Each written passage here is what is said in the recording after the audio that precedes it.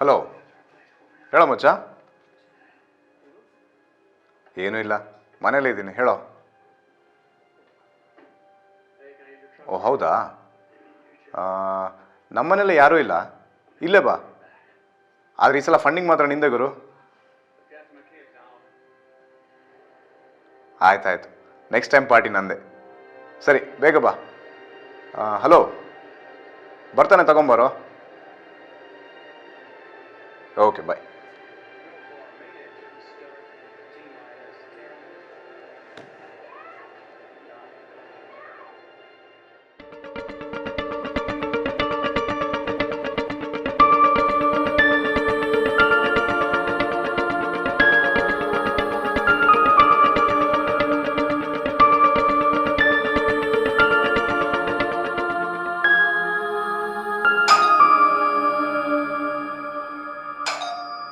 ಹಾಂ, ಬಂದೆ.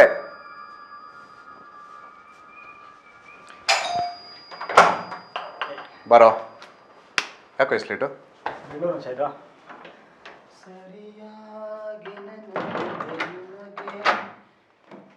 ಇದಕ್ಕೆಲ್ಲ ಕಾರಣ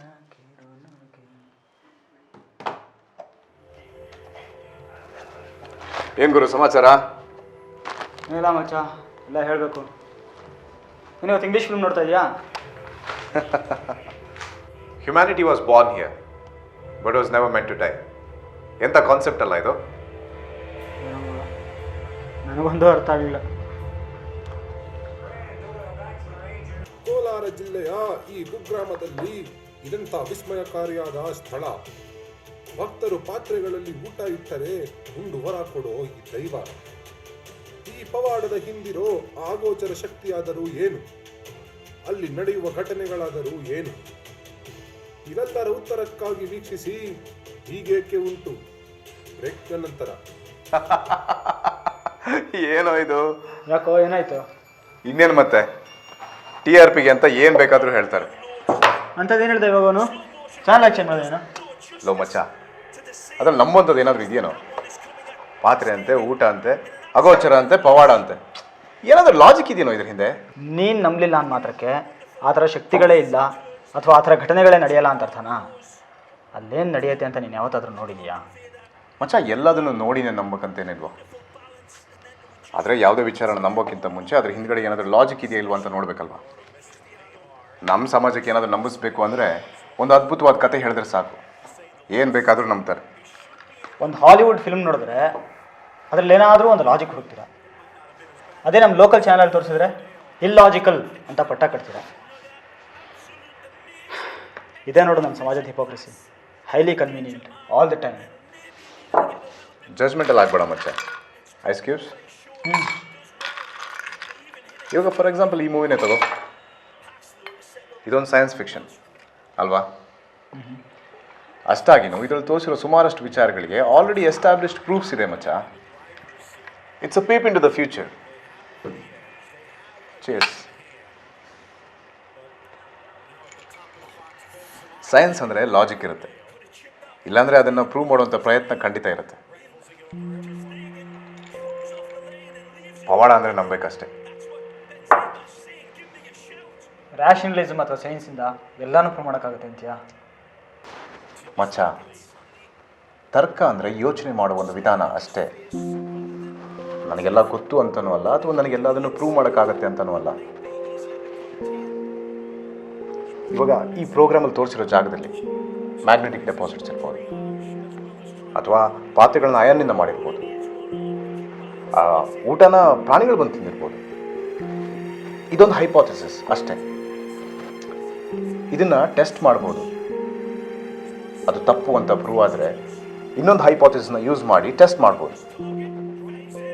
ತರ್ಕದ ಕೆಲಸನೇ ಇದು, pushing the boundaries of unknown. ನೋಡೋ ಮಚ್ಚ, the essence of human existence is progress. Faith ಅನ್ನೋದು ಸ್ಟಾಗ್ನೇಷನ್. ಫಿಲಾಸಫಿ ಎಲ್ಲ ಹೇಳಿ ಕನ್ಫ್ಯೂಸ್ ಮಾಡೋಣ. ಏನು ಅಲ್ಲಿ ತೋರಿಸಿರೋದೆಲ್ಲ ಸುಳ್ಳು ಅಂತ ಹೇಳ್ತಿದ್ದೆ ತಾನೆ? ಪ್ರೂವ್ ಮಾಡೋಕ್ಕಾಗತ್ತಾ ನಿಮ್ಮ ಕೈಲಿ? ಮಚ್ಚ, ನಿಮಗೆ ಸೈನ್ಸ್ ಎಷ್ಟು ಮುಂದುವರೆದಿದೆ ಅಂತ ಗೊತ್ತಾ? ನಿನ್ನ ಕೈ ತೋರಿಸು. ಹ್ಞೂ ನೋವಾಯ್ತಾ? ಮಗನೇ, ಈಗ ನಿನಗಾಗಿರೋ ನೋವು ನನಗೆ ಮೆಜರ್ ಮಾಡೋಕ್ಕಾಗತ್ತಾ? ಹುಚ್ಚಿಡಿದೆಯಾ ನಿನಗೆ? ತಗೋ ಮಚ್ಚ, ಹ್ಯೂಮನ್ ಪೇನ್ನ ಮೆಷರ್ ಮಾಡುವಷ್ಟು ಸೈನ್ಸ್ ಪ್ರೋಗ್ರೆಸ್ ಆಗಿದೆ. ನನ್ನ ಹತ್ರ ಈಗ ಇಕ್ವಿಪ್ಮೆಂಟ್ ಇಲ್ಲ, ಇಲ್ಲಾಂದರೆ ನಿನ್ನ ಪೇನ್ನ ಮೆಷರ್ ಮಾಡ್ಬೋದಿತ್ತು. ಹಾಗೆಯೇ ಅದು ಪವಾಡಲ್ಲ ಅಂತ ತೋರ್ಸೋಕ್ಕೆ ನನ್ನ ಹತ್ರ ಇಕ್ವಿಪ್ಮೆಂಟು ಇಲ್ಲ, ದಾರಿನೂ ಇಲ್ಲ. ಇಲ್ಲಾಂದರೆ I would have definitely prove those idiots wrong.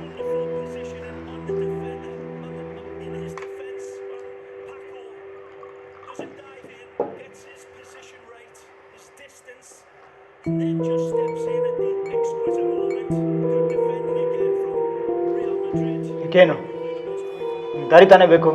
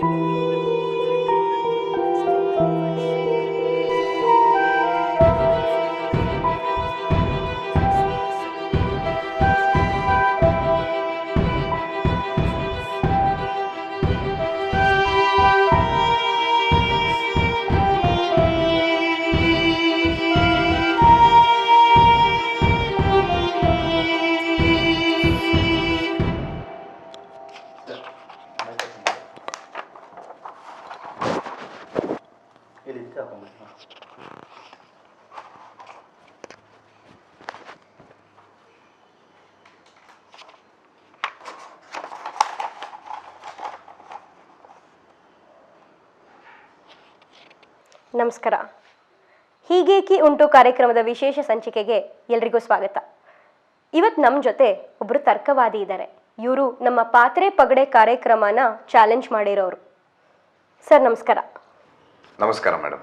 ಕಾರ್ಯಕ್ರಮದಲ್ಲಿ ತೋರಿಸಿರೋ ಜಾಗದಲ್ಲಿ ಮಹಿಮೆ ಏನೂ ಇಲ್ಲ, ಅದು ಸೈಂಟಿಫಿಕ್ ರೀಸನ್ಸಿಂದ ಆಗ್ತಿರೋದು ಅಂತ ಹೇಳಿದ್ರಿ. ಓಪನ್ ಆಗಿ ಚಾಲೆಂಜು ಮಾಡಿದ್ದೀರಾ. ಆದರೆ ಒಂದು ವಾರದ ನಂತರ ಅಲ್ಲಿ ಒಂದು ಅಗೋಚರ ಶಕ್ತಿ ಇದೆ ಅಂತ ನಿಮ್ಮ ನಂಬಿಕೆನ ಬದಲಾಯಿಸಿದ್ದೀರಾ. ಈ ನಂಬಿಕೆಯ ಬದಲಾವಣೆ ಹಿಂದೆ ಇರೋ ಕಾರಣಗಳನ್ನ ನಮ್ಮ ವೀಕ್ಷಕರಿಗೆ ತಿಳಿಸ್ತೀರಾ? ನಾನು ಆ ಜಾಗಕ್ಕೆ ಹೋಗಿದ್ದು ಪವಾಡದ ಹಿಂದಿರುವಂತಹ ಸೈನ್ಸನ್ನು ಹುಡುಕಕ್ಕೆ. ಹಾಗಂತ ನನ್ನ ನಂಬಿಕೆಗಳಲ್ಲಿ ಯಾವುದೇ ಬದಲಾವಣೆಗಳಾಗಿಲ್ಲ. ಅದನ್ನು ನಾನು ಸ್ಪಷ್ಟಪಡಿಸೋಕ್ಕೆ ಇಷ್ಟಪಡ್ತೀನಿ. ಆ ಜಾಗಕ್ಕೆ ಹೋಗಿದ್ದು, ಅಲ್ಲಿ ನಡೆದಂತಹ ಘಟನೆಗಳು, ನನಗಾದಂತಹ ಅನುಭವ ನನ್ನ ಮೇಲೆ ಪ್ರಭಾವ ಬೀರಿದೆ. ಇಷ್ಟೇ ಸತ್ಯ. ಅಲ್ಲ ಸರ್, ನೀವು ನಿಮ್ಮನ್ನ ರ್ಯಾಷನಲಿಸ್ಟ್ ಅಂತ ಪ್ರೊಜೆಕ್ಟ್ ಮಾಡ್ಕೊಳ್ತೀರಾ. ಆದರೆ ಈಗ ನೋಡಿದ್ರೆ ಅಗೋಚರ ಶಕ್ತಿ ನಂಬಿದ್ದೀನಿ ಅಂತ ಹೇಳ್ತಿದ್ದೀರಾ. ಹೀಗೆ ಹೇಳಿದಾಗ ಜನರ ಮನಸ್ಸಲ್ಲಿ ಸಂಶಯ ಬರಲ್ವಾ? ಈಗಾಗಲೇ ಎಷ್ಟೊಂದು ಕಮೆಂಟ್ಸ್ ಬಂದಿದೆ ನೀವು ಟೊಳ್ಳು ತರ್ಕವಾದಿ ಅಂತ. ಇದ್ರ ಬಗ್ಗೆ ನಿಮ್ಮ ಅಭಿಪ್ರಾಯ? ಜನ ನನ್ನ ಮಾತನ್ನ ಸಂಶಯ ಪಡ್ತಿದಾರಲ್ಲ, ಅದೇ ತರ್ಕದ ಮೂಲ ಮೇಡಮ್. ಸಂಶಯ ಪಡ್ತಿದ್ದಾರೆ ಅಂದರೆ ಲಾಜಿಕ್ ಆಗಿ ಯೋಚನೆ ಮಾಡ್ತಿದ್ದಾರೆ ಅಂತ. Science starts with the disbelief and I am happy that there is disbelief. Sir ಹಾಗಿದ್ರೆ ಅವತ್ತು ನಡೆದಿದ್ರ ಬಗ್ಗೆ ಹೇಳ್ತೀರಾ? ಅವತ್ತು ನಾನು ಅಂದ್ಕೊಂಡ ಹಾಗೆ ಸುಮಾರು ಸಂಜೆ ಹೊತ್ತಿಗೆ ಆ ಊರಿಗೆ ತಲುಪಿದೆ. ಅಲ್ಲಿ ಆ ಜಾಗದ ಓನರ್ ರಾಮಪ್ಪ ಅವರನ್ನ ಭೇಟಿ ಮಾಡಿದ್ವಿ.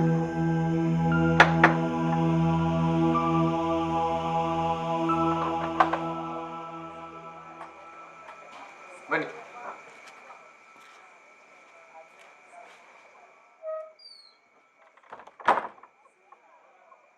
ಬನ್ನಿ.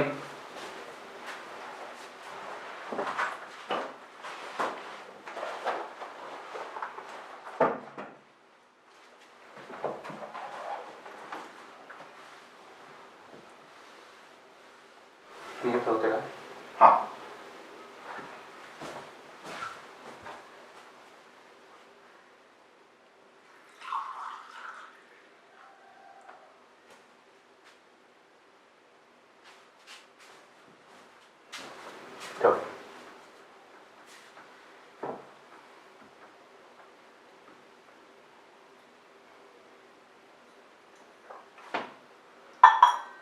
ನಿಮಿಷ ಬಂದೆ.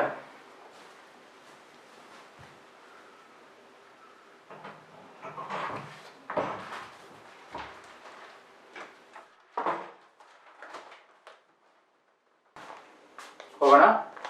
ಹಾಂ.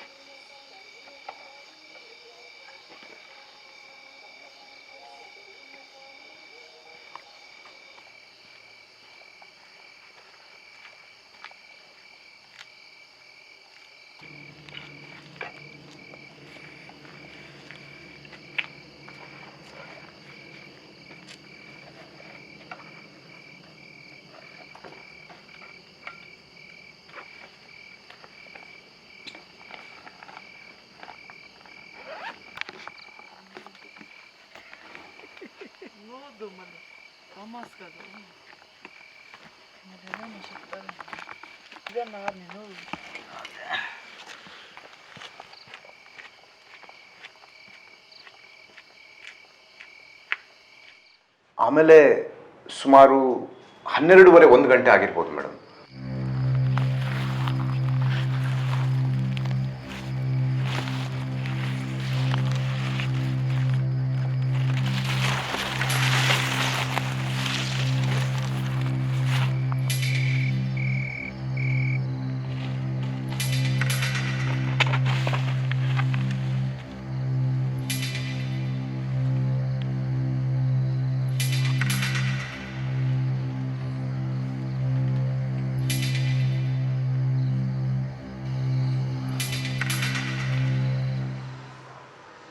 ಆದರೆ ಅರ್ಧ ಗಂಟೆ ಆದರೂ ಏನೂ ನಡೀಲಿಲ್ಲ. ಆಮೇಲೆ ಏನಾಯ್ತು? ಹಾಂ, ಹೇಳ್ತೀನಿ. ಇದೆಲ್ಲ ಆಗಿ ಸುಮಾರು ಒಂದು 2 ಗಂಟೆ ಆಗಿರ್ಬೋದು ಅನ್ಸುತ್ತೆ.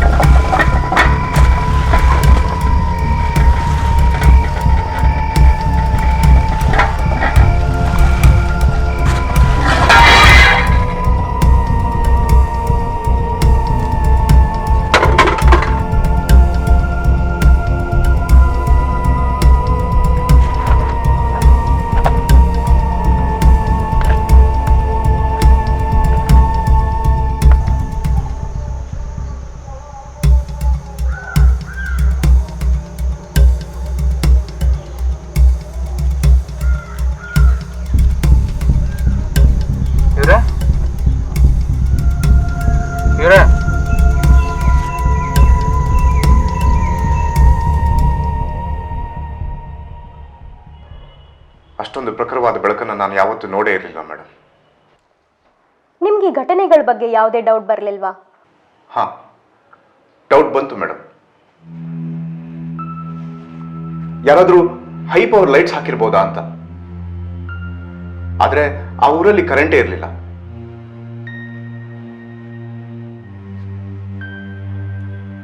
ಅದೊಂದು ಸಿಂಗಲ್ ಪಾಯಿಂಟ್ನಿಂದ ಬಂದಂಥ ಬೆಳಕು.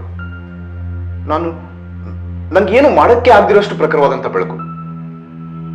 ಹಾಗಿದ್ರೆ ನೀವಲ್ಲೇನೋ ಅಗೋಚರ ಶಕ್ತಿ ಇದೆ ಅಂತೀರಾ, ಅಥವಾ ನಿಮ್ಮ ತರ್ಕಕ್ಕೆ ಮೀರಿರೋ ಶಕ್ತಿ ಇದೆ ಅಂತ ನಂಬ್ತೀರಾ? ನಾನು ಮುಂಚಿನಿಂದ ಹೇಳಿರೋದು ಇದನ್ನೇ. ನಾನು ಸೂಪರ್ ನ್ಯಾಚುರಲ್ ಅನ್ನೋದು ಇಲ್ಲ ಅಂತ ಯಾವತ್ತೂ ಹೇಳಿಲ್ಲ. ಆದರೆ ಇಲ್ಲದೆ ಇರ್ಬೋದಲ್ಲ ಅಂತ ಪ್ರಶ್ನೆ ಮಾಡಿ ಅನ್ನೋದಷ್ಟೇ ನನ್ನ ಆರ್ಗ್ಯುಮೆಂಟ್. ತರ್ಕದ ಮೂಲನೇ ಅದಲ್ವಾ? ಹಾಗಾದ್ರೆ ಈ ಅನುಭವದಿಂದ ನಿಮ್ಗೆ ಸಿಕ್ಕಿದ ಉತ್ತರ ಏನು? ಇಲ್ಲಿ ನೀವು ನೋಡ್ಬೋದು, ಜನಗಳ ಮಹಾಪುರಾನೇ ಸೇರಿದೆ. ಇಲ್ಲಿ ಜನ ಸೇರಿರೋ ಕಾರಣ ಈ ಜಾಗದ ಪವಾಡಾನ ಅಥವಾ ತರ್ಕವಾದಿ ಹೇಳಿದ ಹಾಗೆ ಮೂಢನಂಬಿಕೆನಾ? ಈ ಪ್ರಶ್ನೆಯ ಉತ್ತರಕ್ಕಾಗಿ ಬನ್ನಿ ಕೇಳೋಣ ಇಲ್ಲಿ ಬಂದಿರೋ ಒಬ್ಬ ಭಕ್ತರನ್ನ. ಅಮ್ಮ ನಮಸ್ಕಾರ. ನಮಸ್ಕಾರ. ನೀವು ಇಲ್ಲಿ ಬಂದಿರೋ ಕಾರಣ ಏನು? ಏನು ಹೇಳಲಿ, ನನ್ನ ಮಗನಿಗೆ 3 ವರ್ಷದಿಂದ ಕೆಲಸನೇ ಸಿಕ್ಕಿರಲಿಲ್ಲ. ಯಾರೋ ಹೇಳಿದ್ರು ಈ ದ್ಯಾವ್ರಿಗೆ ಊಟ ಇಟ್ಟರೆ ವರ ಕೊಡುತ್ತೆ ಅಂತ. ಈಗ ನನ್ನ ಮಗನಿಗೆ ಕೆಲಸ ಸಿಕ್ಕೈತೆ, ಅದಕ್ಕೆ ಹರಕೆ ತೀರ್ಸಕ್ಕೆ ಬಂದೀನಿ. ವೀಕ್ಷಕರೇ, ನೋಡಿದ್ರಲ್ಲ ಈ ಜನರ ನಂಬಿಕೆನ? ಅಗೋಚರ ಶಕ್ತಿಗಳಿಲ್ಲ, ಎಲ್ಲವೂ ವಿಜ್ಞಾನ ಅಂತ ಹೇಳಿದ ತರ್ಕವಾದಿಯ ವಿಚಾರವನ್ನೇ ಬದಲಾಯಿಸಿದ ಈ ಅದ್ಭುತ ತರ್ಕದ ಸೋಲೋ ಅಥವಾ ಅಗೋಚರದ ಗೆಲುವು?